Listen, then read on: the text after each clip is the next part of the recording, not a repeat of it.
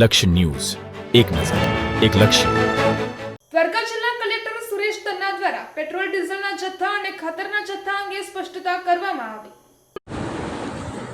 દેવભૂમિ દ્વારકા જિલ્લામાં વધી રહેલી ગરમી અને વિવિધ બાબતોને ધ્યાનમાં રાખીને જિલ્લા કલેક્ટર રાજેશ તન્ના દ્વારા જિલ્લાના નાગરિકોને મહત્વપૂર્ણ અપીલ કરવામાં આવી છે. કલેક્ટરે જણાવ્યું કે હાલ સમગ્ર જિલ્લામાં ઉનાળાની ગરમીનો પ્રકોપ વધી રહ્યો છે, ત્યારે લોકોને બપોરના સમયે જરૂર વગર બહાર ન નીકળવાની સલાહ આપવામાં આવી છે.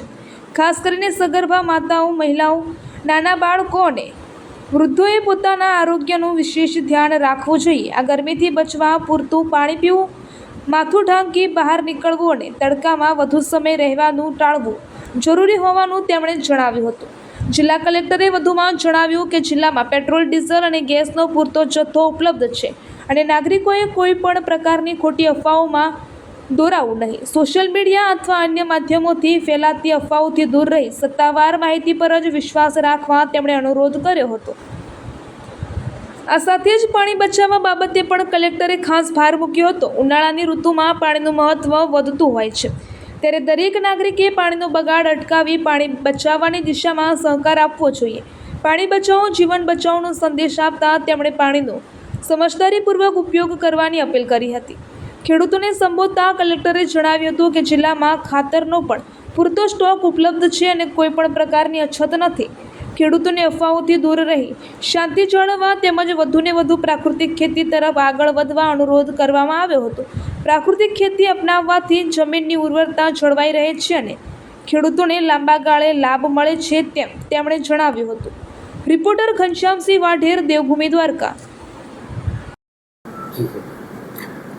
હાલમાં જે રીતે હવામાન વિભાગની આગાહીઓને ધ્યાને લેતા ગરમીનું પ્રમાણ આગામી દિવસોમાં અત્યારે પણ ખૂબ છે, આગામી દિવસોમાં પણ રહેવાનું છે.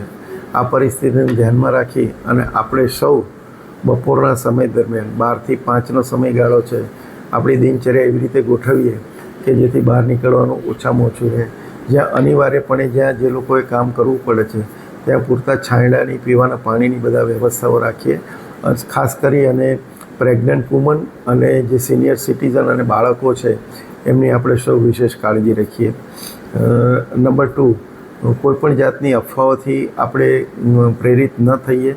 ગમે તે પરિસ્થિતિની અંદર સરકાર અને આપણું જે તંત્ર છે એને પહોંચી વળવા માટેની ખૂબ જ પૂરતી તૈયારીઓ છે. આ સમયમાં દાખલા તરીકે કોઈક એમ કે ખાતર, રાસાયણિક ખાતરો વપરાય છે.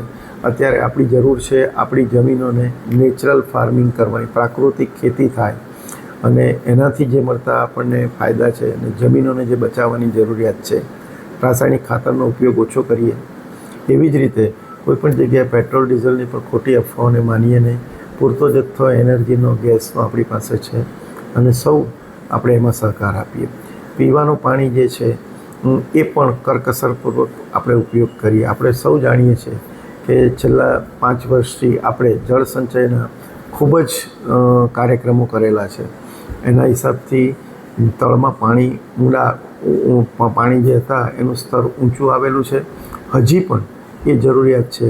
કાંઠાના વિસ્તારના ગામો છે ત્યાં પણ અત્યારે જે સુજલામ સુફલામ યોજના હેઠળ જે ડિસિલ્ટિંગના કામો થાય છે, તળાવો ઊંડા કરવાના કામ થાય છે, બોર રિચાર્જ કરવાના કામ થાય છે, એમાં દરેક જણ પોતે વ્યક્તિગત રીતે પણ રસ લઈ અને એ પ્રવૃત્તિને વેગ મળે એવું આપણે કામ કરીએ. Thank you.